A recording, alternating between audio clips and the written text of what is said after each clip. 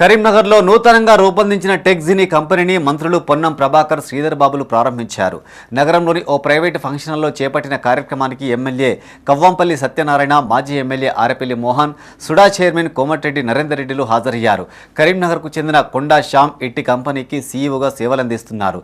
యువతకు ఉపాధి కల్పించడమే లక్ష్యంగా కాంగ్రెస్ పనిచేస్తుందని మంత్రులు శ్రీధర్ బాబు, పొన్నం ప్రభాకర్ అన్నారు. కరీంనగర్ లాంటి నగరాల్లోనూ ఐటీని అభివృద్ధి చేస్తామని చెప్పారు. ఇలాంటి కంపెనీల ద్వారా జిల్లా యువతకు ఉపాధి అవకాశాలు మరింత మెరుగుపడతాయని చెప్పారు. జిల్లా మంత్రి శ్రీధర్ బాబు దావోస్ వెళ్లి వేల కోట్ల రూపాయల పెట్టుబడులు తీసుకువచ్చారని పొన్నం తెలిపారు.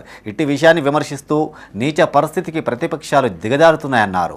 చాలా సంతోషంగా ఉంది. శ్యామ్ గారు మరి ఒక యువకుడిగా మళ్ళా తిరిగి తన ఊరికి మేలు చేయాలి.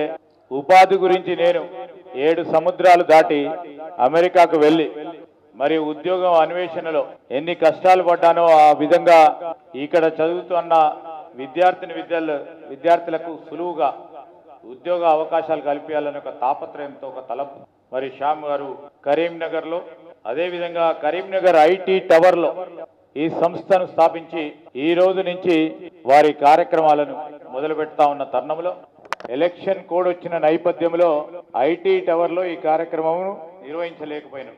ఎలక్షన్ కోడ్ ఉన్న నేపథ్యంలో ఈ రోజు ఫంక్షన్ హాల్లో మరి కార్యాలయం ప్రారంభోత్సవంతో కార్యక్రమంతో పాటు 2 అప్లికేషన్స్ కూడా డెవలప్ చేసి మొదటగా కరీంనగర్ పట్టణ వాసులకి మరి ఈ రోజు మన ప్రవాస కరీంనగర్ వాసులు చాలా మంది ఇతర దేశాల్లో ఉంటున్నారు. ఈ సందర్భంలో వారికి పిలుపునిస్తా ఉన్నాం, రండి తిరిగి మీకు అందరికీ కూడా మీరు ఇక్కడికి వచ్చి సంస్థలను ఈ ప్రాంతంలో ఐటీ రంగంలో చదువుకున్నటువంటి వారి యొక్క భవిష్యత్తుకు సంబంధించి ఉపాధి అవకాశాలకు అందుబాటులో తెచ్చే విధంగా 17 సంవత్సరాలుగా యుఎస్ లో ఉంటున్నటువంటి ఐటీ రంగానికి సంబంధించిన మంత్రిగా హైదరాబాద్ రంగారెడ్డికి ఎంత ప్రాధాన్యత ఇస్తారో కరీంనగర్ ఉమ్మడి జిల్లాకు కూడా అంతే ప్రాధాన్యత ఇవ్వాలని సందర్భంగా కోరుతాను. ఎందుకంటే చాలా కార్యక్రమాలు జరుగుతూ ఉంటాయి.